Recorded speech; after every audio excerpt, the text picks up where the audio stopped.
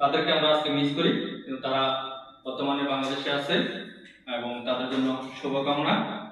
আজকে যারা দূর দূরান্ত থেকে আমাদের বিজ্ঞ লিডারবৃন্দ আজমান থেকে এসেছেন, কেন এসেছেন?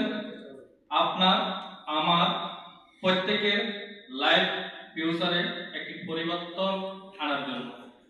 কারণ আমরা যদি প্রতিদিনত চাকরি প্রবাস নামে জেলখানাতে যদি বন্দী হয়ে কমফোর্ট জোনে থাকি, কখনো আমরা সাকসেসফুল হতে পারবো না এবং একজন বিজ্ঞ লিডার হতে পারবো না, একজন সমাজ এবং দেশের সম্মানিত একজন ব্যক্তি হতে পারবো না।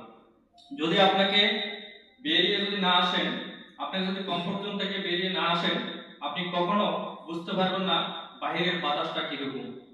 তাহলে বুঝতে পারবেন বাইরের বাতাস কতটুকু গরম এবং ঠান্ডা। কারণ আপনাকে বাইরে আসতে হবে।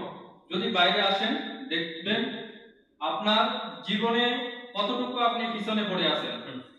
তাহলে বুঝবেন এই কর্মজীবনে, আমার চাকরি জীবনে, যারা প্রবাস জীবনে দীর্ঘ 5 বছর 10 বছর 20 বছর বা আরো বেশিও কাটিয়ে ফেলছি, কিন্তু আদৌ আমাদের লাইফ পরিবর্তন হয়নি।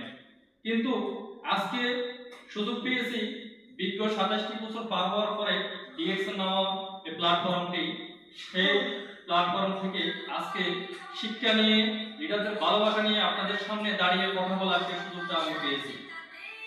আমি স্মরণ করি যিনি আমাকে জয়েন করিয়েছিলেন মালয়েশিয়া থেকে, আমাদের সুলেমান স্যার। তাকে আমি সম্মানের সহিত বলি, আজকে তার একটা শিক্ষা যদি না নিতে পারতাম, আমি আমার প্রাণে মনে বলতে পারতাম না আজকে আমি একজন ইন্টারন্যাশনাল বিজনেসম্যান পেয়েছি। কারণ আমি যদি ইন্টারন্যাশনাল বিজনেসম্যান না হতাম, আমি যদি আজকে 2% শেয়ার হোল্ডারের মালিক না হতাম, তাহলে আপনাদের মতো আমিও হয়তো যারা এখন পর্যন্ত পিছিয়ে পড়ে আছে এই কমফোর্ট জোনের মধ্যে আমি বন্দী হয়ে থাকতাম।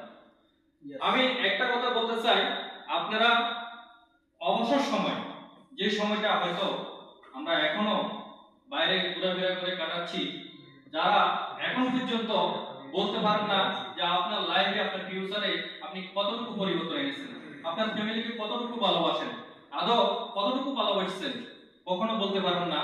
আপনি যদি প্রবাস নামে জেলখানাতে আরো যদি 50 বছর থাকেন, আপনার লাইফ কখনো পরিবর্তন হবে না।